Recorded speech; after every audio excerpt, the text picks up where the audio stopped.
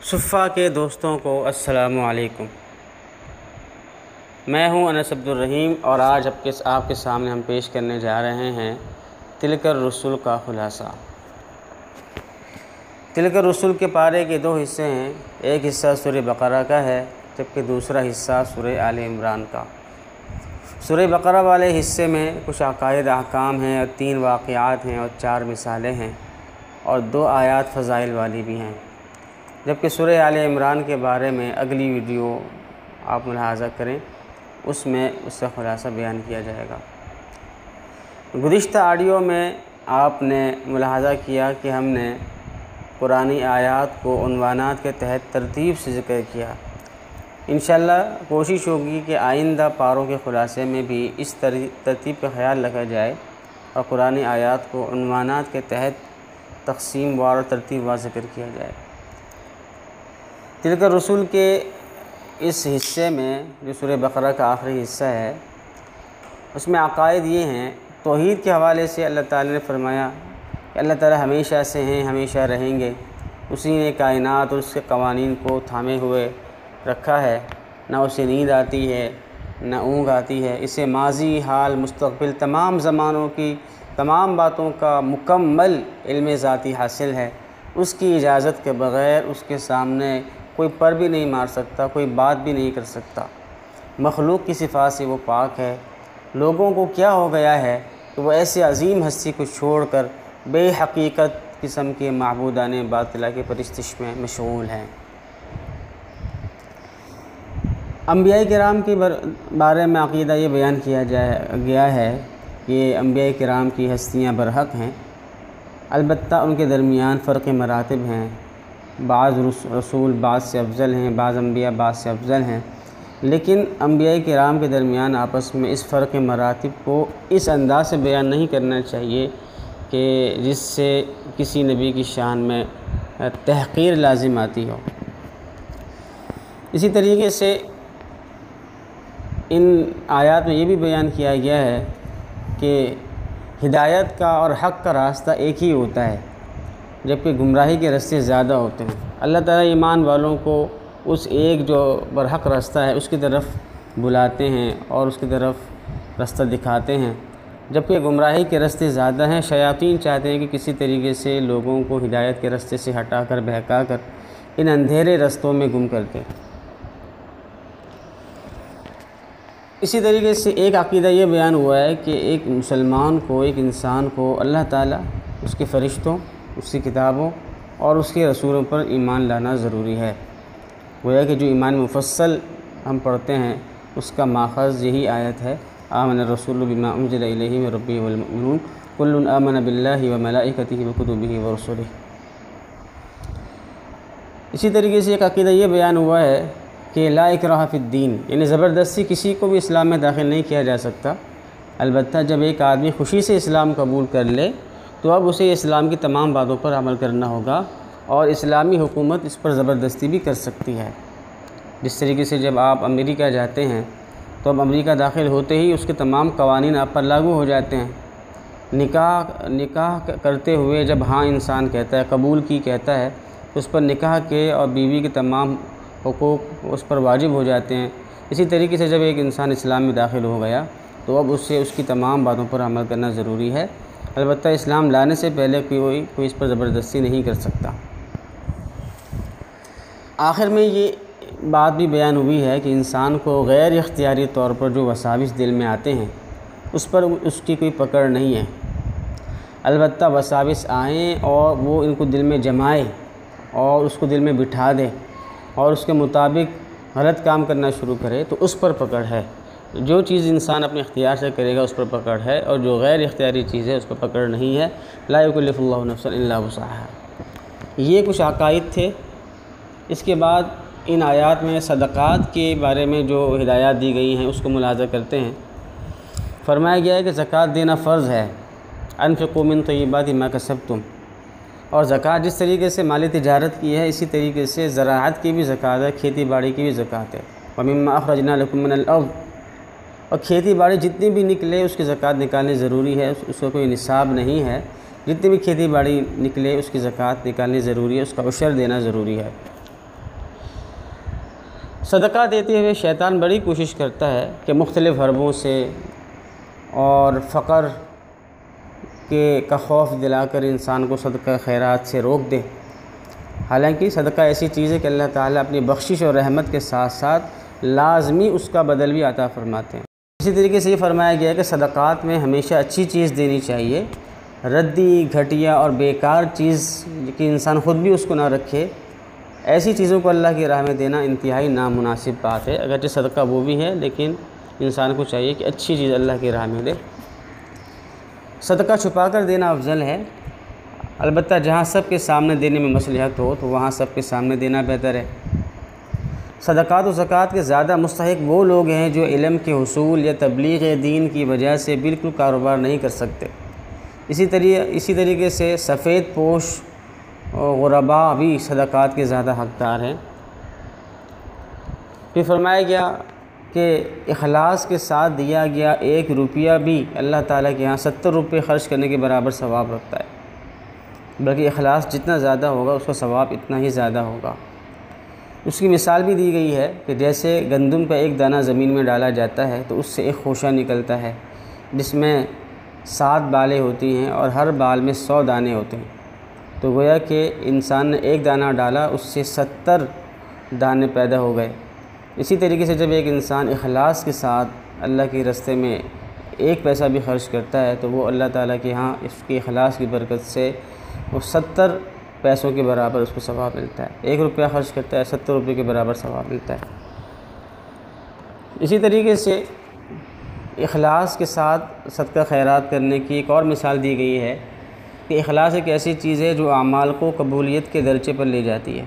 और मिसाल ये बयान की गई है कि जिस तरीके से ज़मीन ज़रख़ेज़ हो तो बीज डालने के बाद बारिश होते ही पौधे निकलना शुरू हो जाते हैं और फसल खड़ी हो जाती है। इसी तरीके से जब इंसान के अंदर इखलास होता है, वो अल्लाह की राह में खर्च करता है, तो इखलास की बरकत से गोया कि ज़मीन ज़रख़ेज़ हो गई और वो फ़ौरन अल्लाह के दरबार में वो सदका कबूल हो जाएगा और उससे सवाब की फसलों की फसलें खड़ी हो जाएंगी।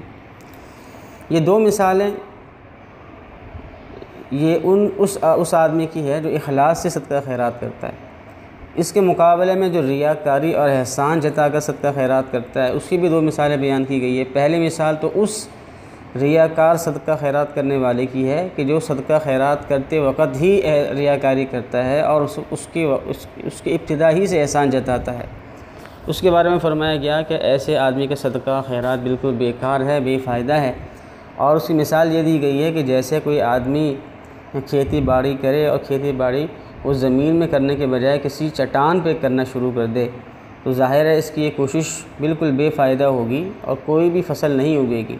तो यही मिसाल उस सदक़े की है जो इखलास से बिल्कुल आरी हो और रियाकारी के साथ और एहसान जताने की नीयत से किया जाए। और दूसरी मिसाल उस सदक़े की है कि इंसान ने जब सदका दिया तो बिल्कुल वो अच्छी नीयत से दिया और कोई इसमें एहसान जतलाना नहीं है, उसमें रियाकारी नहीं है, लेकिन फिर बाद में जाकर उसने एहसान जतला दिया और बाद में जाकर रियाकारी उसके दिल में पैदा हो गई और रियाकारी करना शुरू कर दी, तो उससे भी तमाम अजर व सवाब ज़ाया हो जाता है। चुनांचे इसकी मिसाल भी दी गई है कि जैसे एक शख्स वो ज़िंदगी भर ज़राअत करता रहता है और उसने नहरें खोदी, बागात तैयार कर लिए और तवक्को इसकी ये है कि जब मैं बूढ़ा होऊंगा, बुढ़ापा आएगा तो उस वक़्त मेरा सहारा बनेंगी ये चीज़ें। लेकिन अचानक रात में बगोला आता है और वो बिल्कुल सारा उस पर हाथ साफ़ कर देता है और तमाम चीज़ें तबाह हो जाती हैं। इसी तरीके से जब एक इंसान सदका खैरात करता है और मेहनत करता है लेकिन बाद में जाके वो कोई गलत अमल कर लेता है, रियाकारी कर बैठता है, एहसान जतला देता है, तो उसकी वजह से उसका ये सारा सवाब ज़ाया हो सकता है। लिहाजा इंसान को एहतियात करनी चाहिए और सदका खैरात करते हुए न शुरू में बुरी नीयत होनी चाहिए न बाद में। कारोबारी मामलात के हवाले से भी कुछ अहकाम बयान किए गए हैं। मसलन सूद हराम है और इसके मुकाबले में तिजारत और कारोबार हलाल है। और सूद और कारोबार में वही फ़र्क है जो कुत्ते और बकरे में है। इस तरीके से कुत्ता हराम है, बकरा हलाल है, इसी तरीके से सूद हराम है और कारोबार हलाल है। इन दोनों में फ़र्क क्या है सूद और तिजारत में, उसके लिए हमारा एक जुमे का बयान है जो आपको सुफ़ा चैनल पे मिलेगा, तो वहाँ पे उसको आप मुलाज़ा कर सकते हैं। सूद एक ऐसी चीज़ है जो महंगाई को जन्म देता है और रुपये की वैल्यू को घटाता है। यमहक़ुल्लाहु रिबा व युर्बि सदक़ात। ये भी ताकीद की गई है कि उधार मामलात में अदायगी का वक़्त ज़रूर मुकर्रर करना चाहिए, वरना गरर लाजिम आएगा और कन्फ्यूजन लाजिम आएगा जो इस्लामी मना है। और ये भी नसीहत की गई है कि उधार मामलात को लिख लेना चाहिए और फरमाया गया कि मक़रूज़ अगर तंगदस्त हो तो उसे मोहलत देनी चाहिए, अलबत्ता मालदार है और फिर भी टाल मटोल करता है तो वो जुल्म है। उधार मामलात में गवाह भी बना लेने चाहिए। उधार मामले के नतीजे में जो पार्टी मक़रूज़ बनी है, यानी जिस पर कर्ज़ है, जिसने कर्ज़ देना है, उससे उस कर्ज़ के एवज़ रहन का यानी कि डिपॉज़िट का, सिक्योरिटी डिपॉज़िट का मुतालबा भी किया जा सकता है। जहाँ तक वाक़यात हैं तो 3 वाक़यात इस हिस्से में बयान किए गए हैं। पहला वाक़या बादशाह नमरूद का और इब्राहीम अलैहिस्सलाम का है। नमरूद बादशाह अपने आप को खुदा कहता था। इब्राहीम अलैहिस्सलाम ने उससे मुनाज़रा किया और फरमाया कि मेरा खुदा वो आसमान वाला खुदा है जो ज़िंदगी और मौत का मालिक है। तो नमरूद ने जवाब दिया कि मैं भी, मौत ज़िंदगी तो मेरे भी इख्तियार में है। चुनांचे उसने एक बेकसूर शख्स को कत्ल करवा दिया और मौत की सज़ा पाने वाले मुजरिम को रिहा कर दिया और कहा कि देखो मैंने एक मुर्दे को ज़िंदा कर दिया और ज़िंदे को मुर्दा कर दिया, मार दिया। इब्राहीम अलैहिस्सलाम ने सोचा कि ये तो बड़ा बेवकूफ़ आदमी है, तो उन्होंने जवाबी दलील ऐसी दी कि वो हक्का बक्का रह गया। इब्राहीम अलैहिस्सलाम ने फरमाया कि मेरा खुदा वो है जो सूरज को मशरिक़ से तुलू करता है, अगर तू खुदा है तो सूरज को मगरिब से तुलू करके दिखा दे। तो यहाँ से उसकी सट्टी गुम हो गई और वो हक्का बक्का रह गया और गुस्से में आ गया, और जब दलील उसके पास बाकी नहीं रही तो गुस्से में आकर आग को आग में डालने का हुक्म जारी कर दिया। दूसरा वाक़या हज़रत उज़ैर अलैहिस्सलाम का है और बाज़ ने कहा कि कोई नबी हैं जिनका नाम मुतय्यन नहीं है, और वो जो वाक़या है वो ये है कि एक नबी थे, वो किसी बस्ती से गुज़र रहे थे और बस्ती बिल्कुल वीरान थी। तो उनके दिल में आया कि किस तरीके से क़यामत के दिन ये बस्ती दोबारा ज़िंदा होगी। यानी शक क़यामत के वक़ूअ में नहीं था बल्कि उसकी कैफ़ियत के बारे में था। तो अल्लाह ताला ने उनको मौत दे दी। 100 साल तक उनको मौत की नींद सुला के रखा। 100 साल के बाद दोबारा ज़िंदा किया और फिर पूछा कितना अर्सा आप सोते रहे। फरमाया कि शायद 1 दिन, आधा दिन। फिर देखा कि फरमाया कि अपने गधे को देखो तो वो बिल्कुल मुर्दा था, बिल्कुल ख़त्म हो चुका था। उसके बाद अल्लाह ताला का अजीब मंज़र, अल्लाह ताला का अजीब मौजज़ा ज़ाहिर हुआ, करिश्मा ज़ाहिर हुआ कि वो जो गधा था वो ख़ुद ही उसके अंदर हड्डियाँ बनना शुरू हुई, गोश्त पोस्ट बनने लगा और ख़ुद वो गधा बिल्कुल ज़िंदा होकर तैयार हो गया, खड़ा हो गया। तो अल्लाह ताला ने उनको अपनी क़यामत का एक मंज़र और इसकी एक दलील और एक अलामत बयान की कि इसी तरीके से मुर्दे ज़िंदा होंगे। क़यामत की एक और दलील और एक और वाक़या भी इब्राहीम अलैहिस्सलाम के हवाले से बयान हुआ है। इसी के साथ इब्राहीम अलैहिस्सलाम ने भी अल्लाह ताला से अर्ज़ किया कि अल्लाह मैं कैफ़ियत जानना चाहता हूँ कि क़यामत की कैफ़ियत क्या होगी और किस तरीके से क़यामत कायम होगी। तो अल्लाह ताला ने हुक्म दिया कि ऐसा करें कि 4 परिंदे लें और 4 परिंदों को अपने से खूब मानूस कर लें, अपने से उनको अच्छी तरीके से परख लें, उनको पहचान लें कि बाद में कभी इनको देखने का मौका मिले तो आप फ़ौरन पहचान लें कि कौन सा परिंदा कौन सा है। उनको मानूस कर लें, फिर इनको ज़िबह करें और ज़िबह करके इनको मुख्तलिफ़ पहाड़ों के ऊपर उसके अलग अलग अज़ा को बिखेर दें। उसके बाद आप इन्हें आवाज़ दें तो मेरे हुक्म से ये सब परिंदे दोबारा ज़िंदा हो जाएंगे और तमाम अज़ा इनके आपस में मिल जाएंगे।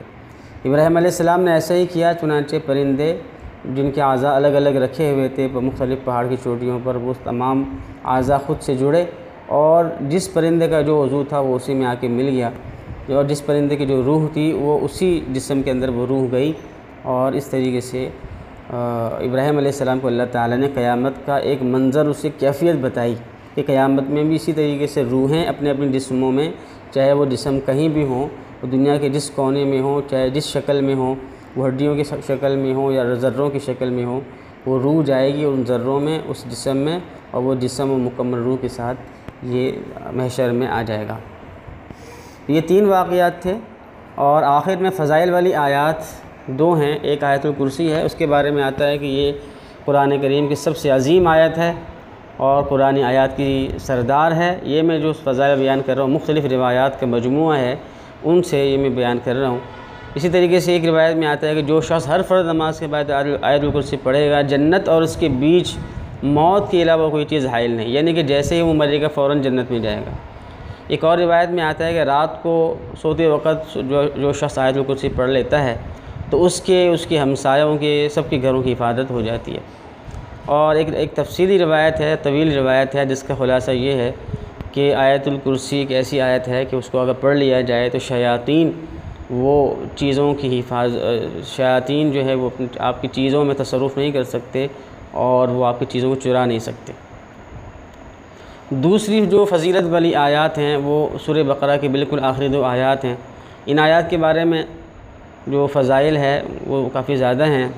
एक फ़जीलत ये है कि ये आयात आपको सिदरतुल मुंतहा पर जो मेराज के मौके पर आपका सफ़र हुआ था, उस मौके पर ये आपको तोहफ़तन ये आयात अता की गई। एक और रिवायत में आता है कि जो शख्स रात को ये 2 आयात पढ़ ले तो उसके लिए रात भर के लिए काफ़ी है। उसके कई मतलब बयान किए गए। एक मतलब ये भी बयान किया गया है कि जो आदमी रात के वक़्त इसको पढ़ ले तो रात भर की जो इबादत है उसकी तरफ से काफ़ी है। और बाद मतलब ये बयान किया है कि वो हिफाजत हो जाती है रात भर के लिए। एक रिवायत में ये भी आता है और तफसीर मज़हरी में ये रिवायत मौजूद है कि जिस घर में ये आयात पढ़ी जाती हैं 3 दिन तक, 3 रातों तक ये आयात पढ़ी जाएँ तो शैतान उस घर में दाखिल नहीं हो सकता।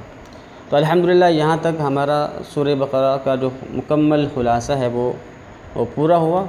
और अगली ऑडियो में इंशाअल्लाह हम सूरह आले इमरान का खुलासा आपके सामने पेश करेंगे। अस्सलामु अलैकुम व रहमतुल्लाहि व बरकातुहू।